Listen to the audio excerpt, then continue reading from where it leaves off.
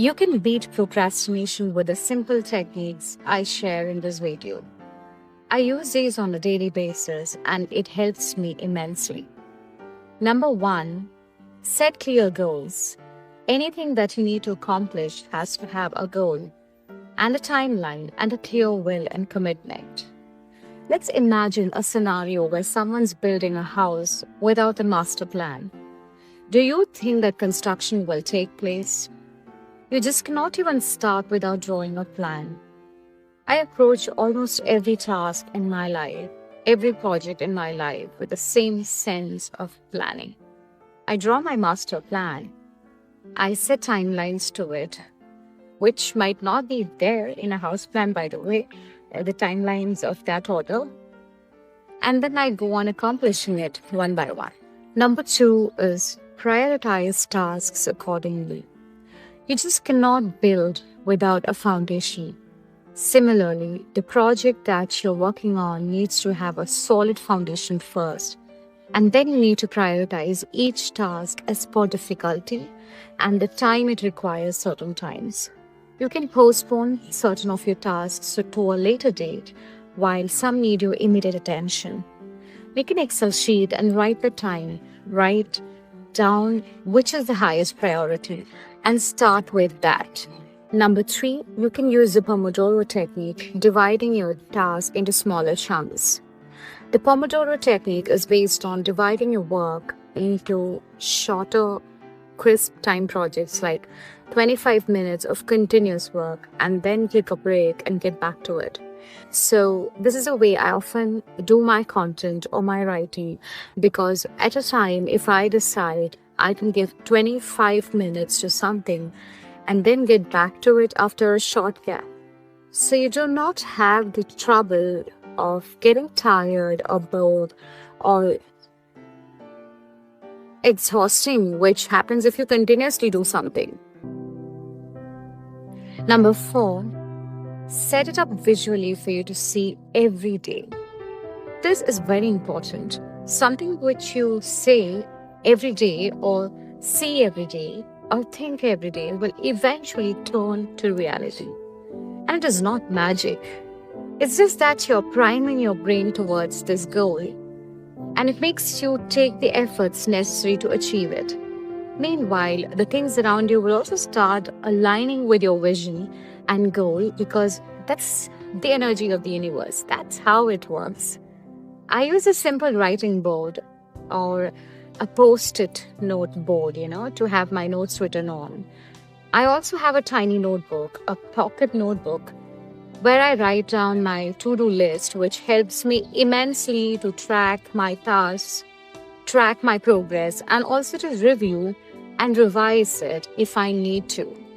Number five, celebrate your success, however small it is. I have the habit of checking after I finish a task. Like if it's in my notebook, I tick it right away once I complete the task. Or if it's in the Excel sheet, I have a marking done right there against it. Or I'll write down it's completed in a column against my task list. So this gives me such an amazing energy, which makes me happy as well, as it helps me to continue working with the same vigor on the rest of the tasks in the project. And without even realizing it, you will get to the end of the project. You'll get to the completion, the finish line in no time. It works in this way because most of the time what happens is that the greatness of the project or the humongous nature of the work that you need to do takes your energy and hope away, making you sluggish, making you dislike the idea of work. But when you divide and when you celebrate each stage of your success, you will be able to get to the finish line much easier and the journey will be smoother. Number six, review your progress and revise if you need it to be revised. Every plan or every project blueprint might not be perfect. Sometimes when you start working on it, you realize there are certain flaws that need to be corrected. Sometimes you end up realizing that some part of the work needs more time than you had planned for it. If that happens, to not be discarded. Go back to your project plan, make the revisions as necessary, and then get along with it.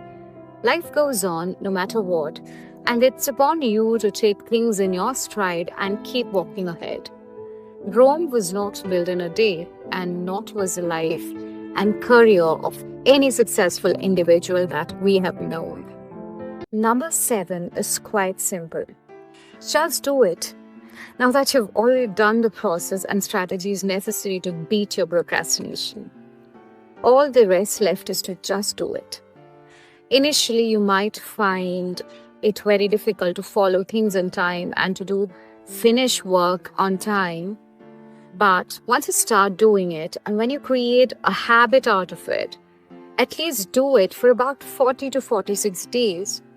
When you stick to a plan or a schedule or a routine, it'll become your second nature. Wanting to use your time productively will become a mandate in your life. You will start to love doing your work, planning, and accomplishing your task, and also you'll start seeing the results soon. Start today. Take down your diary or your journal or your computer Excel sheet. Start writing it down, at least one task that you want to do, which you have been keeping aside for quite some time. Do it today. Even when I apply all these techniques to expedite my work, I also make it a point to live intentionally and slow down when I have to. This video here is created some time back about the process of slowing down and how it helps me better the rest of my life. The video is old and hence the visual quality is not so great, but the content is good and it will help you. See you there.